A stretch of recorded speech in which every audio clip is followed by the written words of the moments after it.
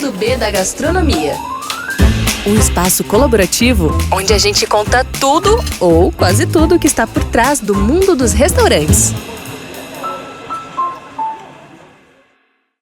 Este é o Lado B da Gastronomia e neste episódio a gente vai falar sobre as especificidades dos restaurantes japoneses. E para conversar com a gente, temos aqui o Lucas Azevedo, que tem uma longa trajetória nessa seara e acaba de ganhar um Sol da Repsol com o Ryoshi. Tudo bem, Lucas? Tudo bem, bom dia. Bom dia. E mais uma vez tem ao meu lado a Samia Fiuza, que é especialista em negócios na restauração. Vamos começar, Lucas, contextualizando. Como o Lucas foi parar na gastronomia? E mais ainda aqui em Portugal. Muito bom dia e obrigado pelo convite. Pronto, começou muito lá de trás, mesmo hoje em dia, sem saber que aquela trajetória iria me levar onde eu estou hoje, no mundo da gastronomia. Minha família sempre esteve muito ligada à cozinha, a restaurantes, a pousadas, e eu sempre tive ali nas asinhas, vai para ali, vai para cá, mas não estava em lado nenhum. E obviamente sempre ficou aquele bichinho, sempre comia na casa da avó, sempre comia na casa da mãe, sempre comia na casa do tio, e sempre ia buscar ali as influências de todos, mas sem muita vontade. Isso tudo ainda no Rio, né? Isso tudo ainda no Rio. Vim com 16 anos para cá, meu pai já vivia cá, meu pai veio estudar jornalismo cá em Portugal, e entretanto ficou, e passado muitos anos, ele foi me buscar. E quando eu chego cá para estudar, nos fins de semana começo também a cozinhar ou fazer aqueles extrazinhos para poder pagar as minhas vontades de adolescente, de criança. E começo a entrar no mundo da restauração. Mas nada muito sério, não era isso que eu achava que iria fazer. E foi quando, de repente, tropeço e caio num restaurante japonês e começo a pesquisar. Passei a ser chefe, passei a supervisor numa rede de restaurantes e senti a necessidade de estudar para poder ensinar, para poder ter a palavra superior ou de experiência para poder ser uma inspiração ou ensinar, não é? No caso, aquelas pessoas que eu iria ter que falar sobre a gastronomia japonesa. E quando eu comecei a pesquisar, vem uma memória de um período da minha infância, que é no caminho da escola de casa, eu tinha um amiguinho, filho de japonês, que só lembro depois daqui já, né? Que ele ia me contando algumas peripécias do que acontecia em casa, em termos de culturas, em termos culturais. Algumas de gastronomia, mas sinceramente a parte da gastronomia não lembro. Lembro da exigência que os pais tinham com ele de sentar à mesa, de limpar, de organização, de métodos. E passado muitos anos depois, fez aqui um match, uma ligação do passado e do presente, que aí eu senti necessidade, não. Ok, nada disso que se faz aqui é correto, nada disso que eu tenho ideia de poder ensinar, não é isso que Que era se a faz, realidade. que é a realidade. Então, larguei tudo, vou pro Japão para estudar, para poder entender mais, de beber água da fonte, entender o que é feito lá, para poder, quando voltar, saber e fazer o melhor possível.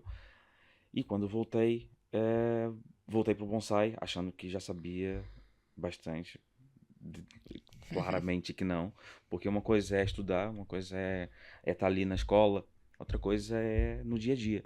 No dia a dia não se fala, ou melhor, na escola não se fala aquilo que é no dia a dia, não é? E quando chegamos no dia a dia, a escola é outra. E como é que foi essa passagem no bonsai? É importante a gente falar, né? Porque é um restaurante que teve uma longevidade muito grande, mas que acabou por fechar.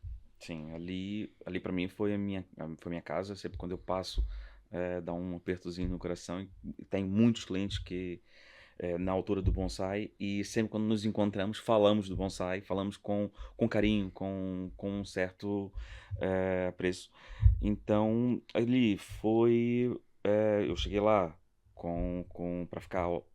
para trabalhar com o Ricardo Comori, que nesse momento chamo de meu mestre, me dá muito na cabeça. Ele depois foi para o Japão, e quando ele decide, eu estando lá, ele decide ir para o Japão, e eu fico à frente do bonsai, juntamente com a Luísa, filha do senhor Yokoshi, dono do bonsai, e com o Antônio, que era da parte da sala. Então éramos os dois, eu na parte da cozinha, gestão, compras, o Antônio na parte da sala, e a Luísa na parte do RH. Num restaurante pequeno, isso faz super bem. Mas depois, aquilo era um restaurante bem cansado, já com 40 anos, naquela altura, com 38 anos de idade, já precisava de obras. E era algo que a gente falava, eu falava com a Luísa, falávamos todos que o restaurante precisava de obras. Mas aquilo era uma casa muito antiga, as obras eram muito grandes. Antes do Covid, né? Antes do Covid, ainda não tínhamos tanta noção ou necessidade de dar um salto tão grande num restaurante que, se mudasse, poderia perder a identidade. A essência. E ficávamos sempre mudando, fazemos obras, não fazemos, vamos para o outro lado, não vamos. E ficamos ali durante uns 2 anos. E eu pensei, acabou, chegou a altura para mim, preciso de ir novamente ao Japão, porque sentia que precisava de mais. Um oxigênio. Sim, novo mas respiro. o bonsai foi sempre para mim a minha casa, em que eu tive que estudar todos os dias, porque aquilo que o Yokoshi-san falava era para fazer comida para japoneses. Então eu tive que mudar a minha maneira de pensar para poder... Para mim tá bom, Executar. tem que ser menos. Uhum. Tudo, o óleo, o açúcar, o sal, para mim tá bom, 2 degraus a menos. Então isso foi mudando um bocado minha maneira de pensar a gastronomia, pensar os sabores, e foi muito bom, principalmente para a parte da gestão, da parte de gerir ali um restaurante pequeno, que foi duro. Tinha que chegar, abrimos de terça a sábado, almoço e jantar.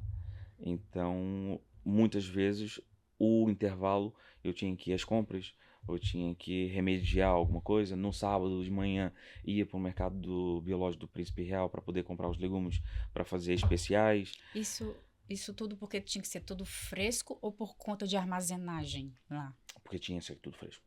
Tinha que ser tudo fresco e ter o controle de estoque, que isso...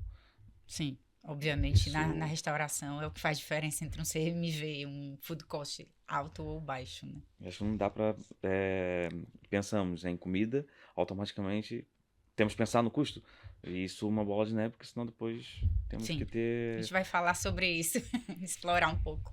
Você tocou em 2 pontos super importantes aqui. O primeiro é a disciplina e das especificidades da comida japonesa, né? Você teve que trocar essa cabeça ocidental para uma cabeça mais oriental. E eu queria saber como que foi esse processo para você de interiorizar isso e conseguir chegar nesse objetivo de adaptar o teu trabalho para esse público específico, e não só esse público, né? Porque a gente sabe que a comida japonesa hoje faz sucesso com todos os públicos, mas que no bonsai tinha essa especificidade também, né? De ser muito frequentado por japoneses. Sim. Eu mudei o chip quando fui ao Japão. Hum. Bebi lá água, entendi o que aquele meu coleguinha falava, e foi a partir daí. Quando voltei, parece que houve um botão que desligou Reset. completamente. E na minha cabeça foi, tudo aquilo que eu já sabia estava errado. Então aquilo que eu fui buscar, da partir daqui, é o correto. Para mim, tornou o correto. Então foi fácil, com muita exigência, com muito estudo, com muita dedicação, disciplina, principalmente no dia a dia. Ali o bonsai foi muito bom para poder treinar todos os dias, repetir, ir à procura da perfeição todos os dias.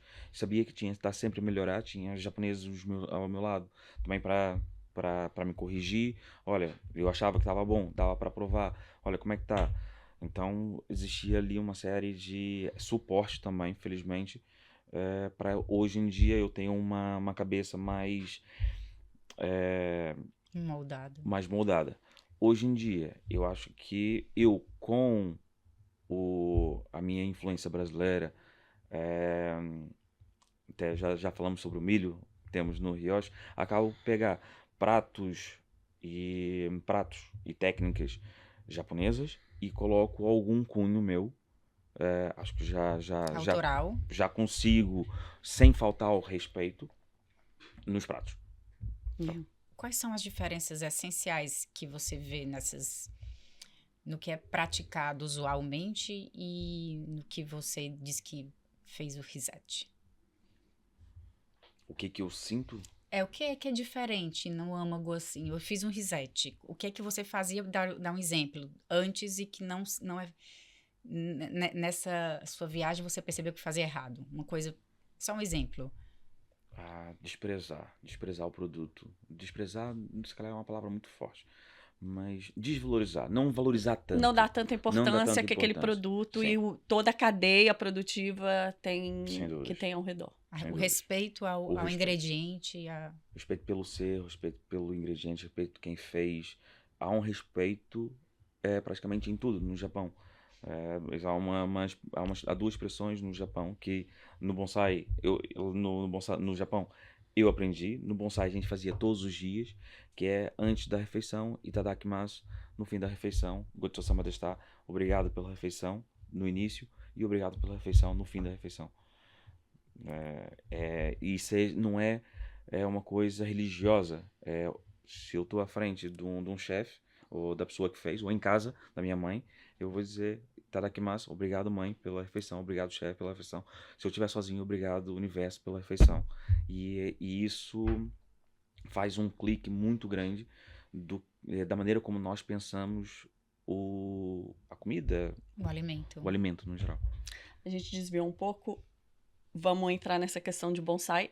Essa virada de chave também para o Ryoshi. Você voltou para o Japão, teve mais um momento de imersão e depois teve praia no parque para depois ter Ryoshi. Explica como é que foi esse percurso até você chegar a hoje o que você é dentro do grupo. Esse processo, pronto, foi a última vez que eu fui ao Japão.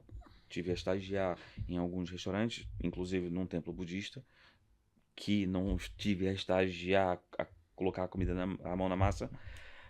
Estive só na cozinha, só de braços, mãozinha atrás, só a observar, porque supostamente eu estava contaminado, não podia tocar na comida. E esse lado espiritual está muito ligado à gastronomia japonesa. Isso também me fez, que era uma necessidade minha, que eu gostaria de fazer parte, de ter passado, e fiz, graças a Deus. Foi muito bom para mim. E para poder entender aquela ideia do itadakimasu e o gochou-sama deshita, o respeito, e saber o limite do limite. Até onde eu posso ir. Até porque nós estamos a falar de uma cultura, não é? Uma sociedade. E nós temos que ter algum cuidado em extrapolar para não faltar o respeito. E essa última ida ao Japão fez um bocado. Tive em Osaka, Kyoto, Tóquio, no mercado Tsukiji também, passando um bocado por diferentes tipos de restaurantes, e fez também entender que em Kyoto faz um tipo de comida, em Nagoya faz um tipo de comida, em Tóquio faz um tipo de comida, em Kyoto faz outro. E nada tá dentro de uma caixa. Não é assim só que tem que ser feito. É assim que tem que ser respeitado. Uhum. Tendo respeito, facilmente depois consegue fazer outras coisas à volta do respeito. À volta daquele produto, à volta daquele ingrediente. Obviamente podemos pegar a base. Entendemos a base, sabemos como é que faz um arroz, sabemos como é que faz um dashi, sabemos como é que faz um tratamento de um peixe. Mas depois, se olharmos da mesma maneira como é arranjado um peixe, em Tóquio é arranjado de uma maneira, em Osaka é arranjado de outra. Qual é que Mas tá ambos certo, qual é que tá errado? Exatamente. Mas depois é a maneira como se pega no peixe, o respeitar, o não estragar o peixe. Tanto no corte, como o pescador que chega o pescador, o fornecedor, o entregador. Toda a cadeia, Toda a né? cadeia tem que ser respeitada o processo, chamado... agora me falhou aqui o nome, não Ikigai, ou há várias técnicas, não é técnicas, várias filosofias à volta da gastronomia japonesa, da cultura japonesa, que vai também dar o nosso princípio. E nós sobrevivemos, nós vivemos para quê, não é? Para um princípio, para um propósito. Agora, o Ryoshi vai um pouco nessa linha, né? Há todo esse respeito, há essa imersão nessa cultura, mas você brinca um pouco mais, você é um pouco mais, por assim dizer, livre para experimentar. Como é que foi esse processo criativo do Ryoshi, que já tem 2 anos e alguns meses? 2 anos. 2 anos e um agora mês. vai fazer um mês, 2 anos e um mês. 2 anos e um mês. É um restaurante recente, mas que pegou, né? Faz muito sucesso porque também brinca muito brinca no bom sentido, né? De ser um pouco mais descontraído. Explica pra gente como que foi essa... Então, também virada de acontece também numa visão que eu vi lá no Japão. O mundo está a mudar, não é? Não é só Portugal, não é só aqui no Ocidente, o mundo todo está a mudar e o Japão também está a mudar. Muitos jovens já não querem, já não se identificam tanto com aquele rigor exagerado, que eu concordo com esse rigor, mas também um certo equilíbrio também é importante. Os jovens já começam a olhar para o Ocidente, então já começam a colocar técnicas ou sabores ocidentais na técnicas ou sabores japoneses. Então, os jovens já não querem trabalhar 18 horas por dia. Então, mudam um bocado o conceito. Então, tem restaurantes estilo Ryoshi em Tóquio, e não só, que são de chefes jovens, que fazem coisas diferentes, autorais, mas sempre respeitando também um bocado a cultura, os sabores, mas dando um toque diferente àquilo que era feito no passado. E o Ryoshi vem um bocado beber nessa água, não ser rotulado, cozinha Ryoshi, estilo Ryoshi, em que podemos fazer sushi, que inicialmente não era para ter. Queria que fosse uma comida mais de casa, mais de conforto. Obviamente que aprendemos. Adaptou ao mercado, né? A busca das pessoas. E quem manda, no fim, são os clientes, não é? Eu posso ser muito romântico e dizer que quero fazer uma coisa, mas se as pessoas não estão a entender, nós não estamos no Japão, se não estão a entender, nós temos que modificar, adaptar para o negócio funcionar. E hoje em dia acredito, e acreditamos, falamos muitas vezes, que o Ryoshi está mais redondo, mais fácil de entender, de compreender do que era no início. No início era maravilhoso, não quer dizer que agora não seja, mas era maravilhoso pela ousadia, pelo desafio de fazer algo que não existe em lado nenhum. Era uma comida completamente autoral japonesa, sem sushi. Que a sociedade ainda associa cozinha japonesa a sushi. Então, pronto, ok. Alguma adaptação há de haver, né? Eu tive que colocar o meu ego de lado e pronto, ok. É muito recorrente esse tipo de postura, e o Lucas fez o correto, que tem gente que não faz, né? Quer se adaptar ao que o cliente quer, ter uma visão mais ampla do negócio para fazer esses ajustes, às vezes com a roda girando, né? Porque muitas vezes é o que acontece. Esse olhar que o Lucas teve é fundamental para saber em que momento tenho que virar a chave aqui ou então a coisa não vai funcionar.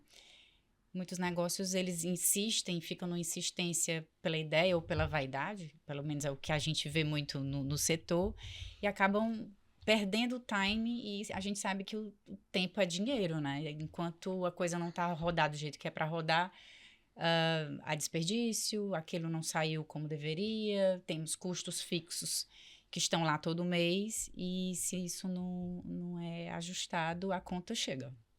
Sem dúvidas. A gente entrou na questão anteriormente quando a gente falava do bonsai, mas aplica-se também ao Ryoshi e outros restaurantes japoneses, obviamente, a questão do ingrediente fresco, da matéria-prima ter que ser fresca. É complexo fazer essa... Daí eu já pergunto para os dois, né? É muito complexo, porque tem um custo maior, obviamente, né? Mas é necessário, né? Não tem como mudar isso. Eu vou pegar a tua fala e vou jogar pro Lucas. Quais são as dicas, digamos assim, em termos de... Porque a gente sabe que a comida japonesa e o sushi, que é o mais conhecido, é um produto... É um dos Food costs mais altos. Corta. É um dos food costs mais altos dentro da restauração, não é? Como é que você consegue gerir isso para ter um controle? E aí eu digo, como é que é gerir mesmo? Você compra com que frequência? Como é que você aproveita todo esse ingrediente? Como é feita a formação das pessoas que estão lá para trabalhar com você? Enfim, se você puder aqui dividir um pouco até para quem escuta, aprenda, né? Coisas que no dia a dia muitas vezes não se aprende ou só com muitos anos de experiência. Boa. Vamos por partes. Sim. Pronto, em termos de aprendizagem, acho que isso é a parte mais difícil do setor, não é? Eu acho que todo mundo, hoje em dia, é o problema que todo mundo identifica, que é achar pessoas qualificadas e, quando achar, agarrá-las, motivá-las. E na cozinha japonesa, por acaso, é muito interessante porque é uma cozinha muito específica. Por outro lado, é específica, as pessoas têm uma ideia de uma coisa florida, bonita, mas é muito trabalho de preparação. Enquanto nós temos 2 horas, 3 horas de serviço, nós temos que ter, sei lá, umas 8 horas de produção. Porque nós temos que estar ali e treinar para poder ser o mais, vou dizer, perfeitos, mais precisos. Constantes, né? Mais Tem constantes. uma... E essa parte de agarrar e motivar, essa eu acho que é a parte mais difícil, mais fácil inicialmente, mais difícil para manter. Uhum. Porque depois nós sociedade achamos que tem que ser tudo muito rápido. Então, eu já sei filetar o peixe, eu já sou bom, já vou abrir meu restaurante. Uhum. E isso é o que hoje em dia está a acontecer. E perdemos muitas vezes mão de obra qualificada, que, na minha opinião, às vezes pode ainda não estar qualificada mas só o fato de abrirem bem, no Japão passam 10 anos a lavar arroz, não é? Ela passam, hoje em dia já não, mas passa anos a fazer tamagoyaki, para poder entender a casa especializada em fazer dashi. Nós não podemos ser arrogantes e achar que o fato de eu saber arranjar uma enguia, que é difícil, já vou abrir uma casa de enguia. Calma, vamos abrir mais vezes, vamos treinar, há outras vertentes da cozinha e do restaurante para poder aprender, para poder um dia abrir o restaurante. E essa é uma das partes mais complicadas. Por quê? Porque depois as pessoas abrem o peixe. E depois, né? E depois é preciso entender quantas gramas de arroz cru entra no nigiri, quantos bagos de arroz, na brincadeira, obviamente, quantos bagos de arroz, quantas espinhas tem um carapau, se abrir um carapau, sabe abrir um atum, porque a fisionomia é a mesma, mas querem abrir um atum, não querem abrir o carapau, porque o carapau, não, isso é chato. Não, tem que abrir durante 2, 3 anos, só carapau, ou carapau todos os dias, fazer repetição, para quando pegar no atum, vai entender na perfeição como é que isso funciona. Quando tiver o cliente à frente, não vai dar mais comida do que o cliente consegue comer, ou não vai dar mais comida do que o food cost exige. E quando chega, para poder chegar a esse ponto, tem que praticar, tem que ouvir, tem que entender, tem que fazer parte das compras, não é só ser chefe é fácil. Uhum. Não é? Agora, ser um chefe, e na cozinha japonesa eu acho que é muito, muito difícil ser um chefe, porque o chefe acaba por ser um gestor. Uhum. Porque uma fatia de peixe mais grossa arrebenta o food cost e também arrebenta a sensação, a experiência do cliente. Não é só, eu vou dar aqui um peixe muito grosso porque um cliente vai gostar. Não é só sobre isso. É sobre a textura, sobre o preço do peixe que saiu, quanto é que nós cobramos, qual é a parte do peixe, se é do rabo, se é da cabeça. Há várias, não é o mesmo peixe, pode ter várias interpretações e de acordo com o dia, de acordo com o horário do dia, se é almoço, jantar. Se é almoço, queremos uma coisa mais farta, o arroz vai um pouco maior. Se à noite for no nigiri, não é? À noite queremos ter mais degustação, queremos comer mais variedades, então o arroz diminuímos e equilibramos com a quantidade de peixe. Podemos aumentar mais o peixe, diminuir o preço, porque conseguimos equilibrar as quantidades. Então conseguimos dar uma experiência maior, com mais variedade à noite do que ao almoço. Ao almoço, uma coisa mais rápida, mais de encher, que vai fazer o equilíbrio. O equilíbrio. Mas agora responder aqui o equilíbrio, não é? Sobre as contas e gerir essa parte econômica do restaurante. Eu acho que muitas vezes, quando eu tento fazer um menu, tento que haja um equilíbrio. Obviamente que podemos ter o wagyu, touro, peixes caros, mas depois também temos ter outros peixes, outros legumes, outros pratos que sejam... Um com food cost de 30, o outro com food cost de 18, por exemplo. Vai fazer esse equilíbrio. E equilibra. E o Ryoshi vai trazer um bocado isso, que quando os pratos são mais autorais, acaba por não existir comparações. Se não há comparações, não pode dizer que aqui é mais caro ou mais barato que ali. Uhum. E isso é um pouco com os rótulos dos vinhos, não é? Se vamos a um restaurante e conhecemos aquele rótulo do supermercado e sabemos o preço, vamos a um restaurante, vamos comparar. Fazer uma comparação é natural. É natural.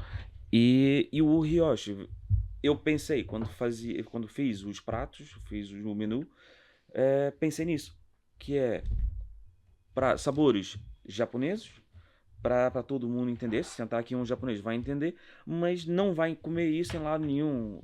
Nós temos a berinjela, mas é a berinjela do Ryoshi. Não é a berinjela, essa é melhor do que aquela. Nós temos a katsando, é a nossa katsando. Não é a melhor ou pior do que ninguém. É a nossa. Para não haver essa comparação. Esse parâmetro de comparação facilita, Sim. Então, no processo. E isso... No caso, o autor, né? Ele dá essa comida de autor, Sim. Ela dá essa possibilidade. Interessante. No início, o Ryoshi foi muito visto como uma experiência. E isso era algo que mexia comigo, porque não queria que fosse uma experiência. Queria que fosse uma comida de conforto, autoral, básica, ou seja...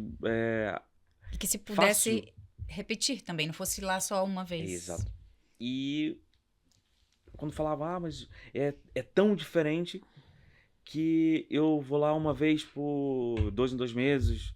E não era isso. E não era isso que eu queria. Então, tive que dar aí esse passo atrás, dizer, não, ok, então bora colocar sushi. Ok, vamos colocar sushi, mas vamos colocar um sushi tradicional na mesma, com sabores, com técnica, com precisão, mas na mesma que dê para chegar a mais pessoas. E fácil de entender. Hoje em dia, tô tranquilo.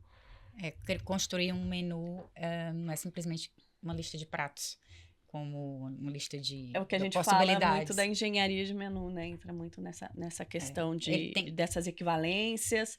Também uma coisa que eu vejo no Ryoshi e que eu acho que alguns restaurantes pecam é uma carta mais enxuta, né? Não é aquela carta gigantesca que, para além de deixar o cliente confuso, também aumenta muito os custos, né, do restaurante, porque são mais ingredientes, mais necessidade de compras, armazenamento.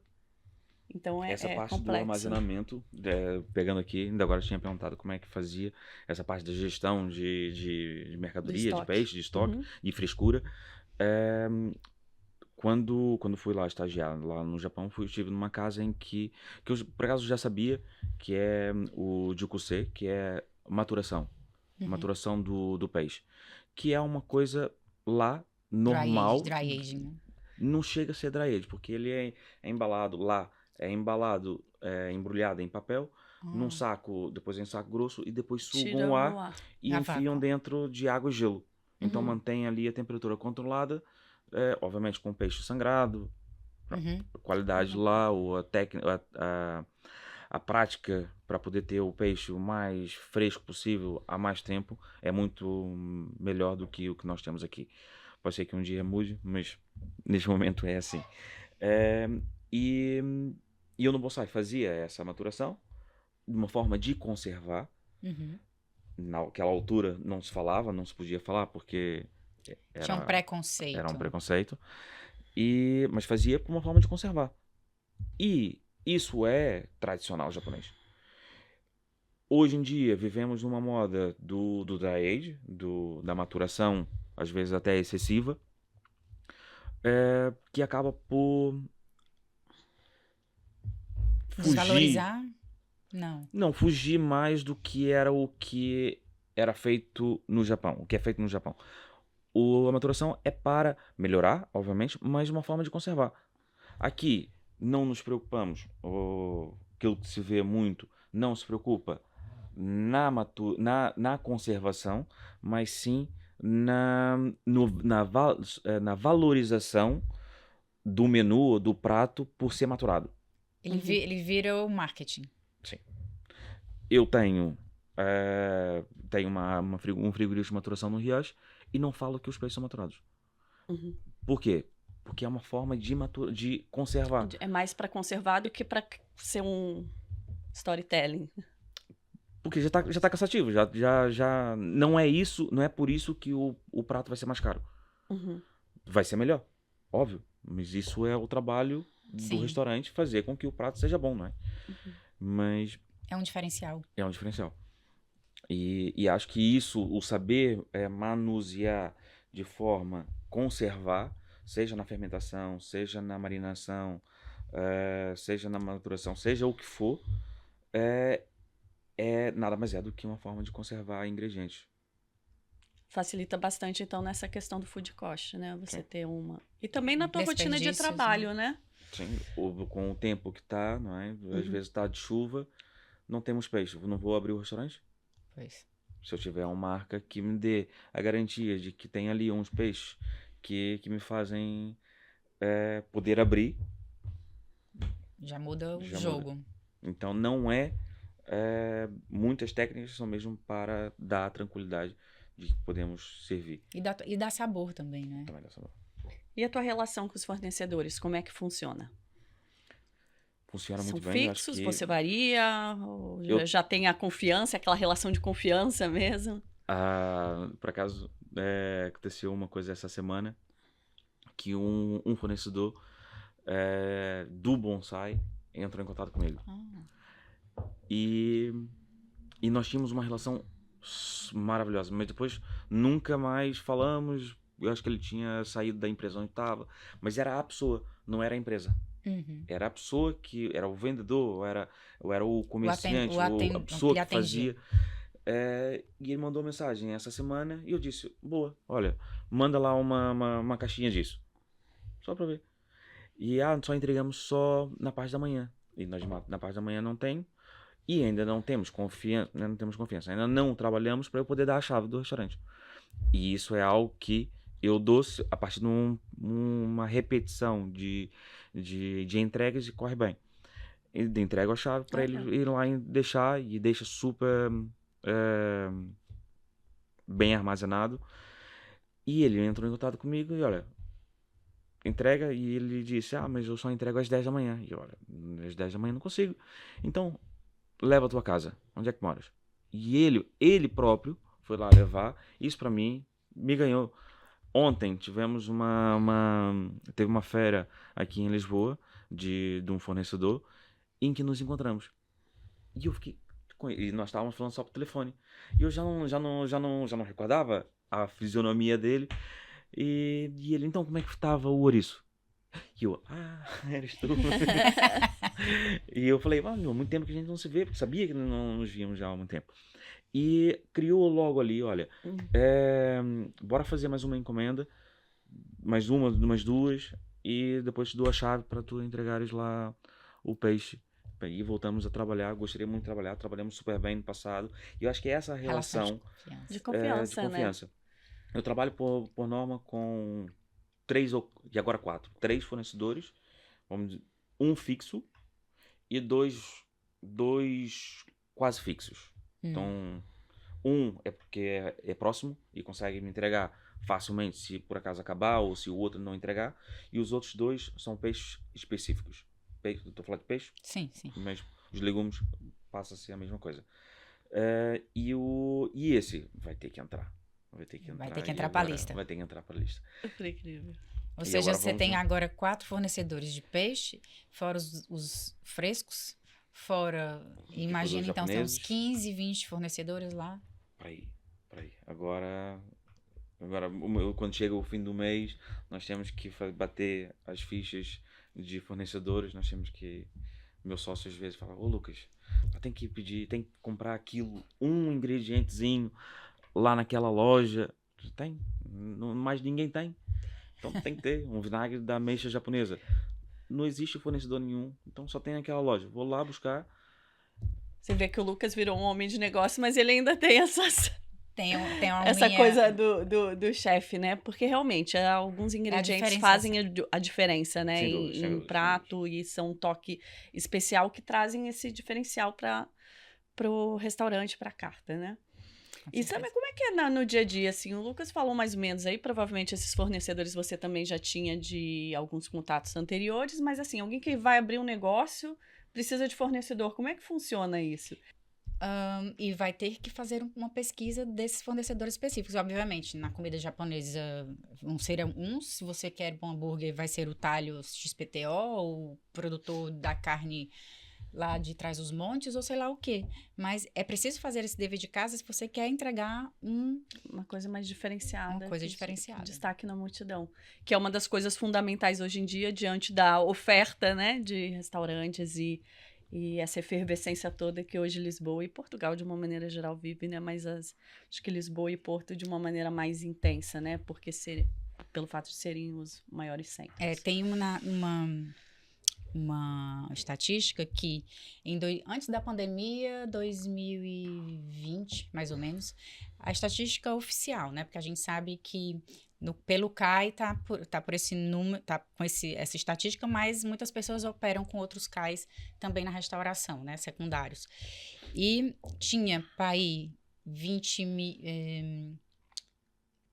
30 mil restaurantes e no último que foi feito, o último de 2025, a última atualização, está com 35 mil restaurantes. Ou seja, em 5 anos, você tem ali 15, 20% a mais de restaurantes, o que isso também não dá de pressão na mão de obra para ingredientes, a inflação é tudo. Né? E para se diferenciar no meio ainda de mais pessoas, é difícil. Então, tem que se passar mesmo para algum trabalho de diferenciação, algum trabalho de pesquisa e tudo, se você quiser ser um restaurante diferenciado. Não dá pra ir na louca, né? Não. Apesar de que tem muita gente que acha que é muito fácil olhando de fora. Cozinham bem e vou abrir o Abrir restaurante. um isso, restaurante é uma das coisas que a gente Bastante, vê muito. E acho que aquilo que estavam por aí, vocês estavam puxar aí uma coisa que é a consistência, não é? Uhum. Do ir buscar a um produtor específico para poder também ter uma proposta de cozinha autêntica. Aí também mora um trabalho e uma parte muito difícil que é a consistência. A consistência em Portugal é um bocado complicado para quem quer ter consistência no restaurante. Eu conheço vários restaurantes que muda a carta quase todas as semanas porque começou fica sem um produto, vai ter que fazer outra coisa. E isso só também dá essa liberdade de fazer isso quando também já tem alguns anos para poder criar e saber que muda o peixe, mas podemos fazer aquilo e tá tudo bem. E a sua clientela também não vai ser perdida por Sim. isto, né? Mas a parte de abrir tantos restaurantes, isso eu acho que é natural. Portugal é cosmopolita agora, né? Então, uma cidade, É um país também que é muito mundo. voltado para o turismo. Existe uma demanda grande também de consumidores, né? Não apenas de quem vive, de quem mora aqui, mas também desse fluxo, né? De turismo. Desde Mas que a gente não perca a nossa identidade, ou a identidade da cidade, do país, não é? Que é uma das coisas que se questiona muito hoje em dia, né? Isso. É o que mais se questiona. Bom, a gente está chegando no final, mas eu queria que você falasse do novo projeto. Afinal de contas, nosso cunho jornalístico sempre está presente. Fala desse projeto novo que vai abrir ali no Rato. Então, inicialmente, nós pensamos isso há 2 anos. 2 anos que nós estamos a desenhar esse restaurante, porque inicialmente não era para ser Ryoshi, era para ser esse restaurante. Entretanto, não achamos espaço, achamos ali naquela rua e tivemos que adaptar o restaurante, o conceito o conceito de restaurante para aquela rua. Não podia ser aquilo que nós vamos servir hoje ou que nós estávamos a pensar em servir há 2 anos atrás. Porque vai se chamar Enso, não tínhamos uma ideia de restaurante, uma coisa mais gastronômica, uma coisa mais fine dine, mas os números do país não está muito, né, do país, do mundo, não é? Aqui com as guerras, nós temos que dar um passo atrás e dizer não, vamos com calma, vamos com segurança. Se por acaso conseguirmos modificamos mais para frente, mas agora vamos jogar pelo seguro, que acaba por ser também bom na mesma. Vai ser costumo dizer que vai ser um estilo, só para também comparar, um bonsai moderno. Vai ser uma comida sushi, sashimi, pratos quentes também. A ideia é abrir almoço e jantar, não no início, mas mais para frente será almoço e jantar, e que dê para irem lá, ser uma cantina de... Quando uma pessoa pensar, quero comer japonês ou comer sushi, é lá. Você passou 2 anos maturando a ideia. Já... Isso Essa cabeça muda. Só para dizer como é que não se abre a coisa assim, vou abrir, né? Isso precisa de uma maturação, já que a gente falou tanto aqui da maturação. E pensar bem, não é? Porque e adaptar, um negócio, né? É isso. Adaptar. Às vezes, antes de abrir, já tem que fazer essa adaptação, né? Porque o mundo é muito dinâmico também, a economia é muito dinâmica. E é importante sempre estar de olho nisso tudo. Sim. Bom, Lucas, muito obrigada pela presença. Acho que foi muito construtivo. Samia, mais uma vez, obrigada pela Obrigada, contribuição Gisele. nessa parte dos negócios. Obrigada. Obrigado. E esse foi mais um episódio do Lado B da Gastronomia. Acompanhe a gente nas redes sociais, @Lado B da Gastronomia.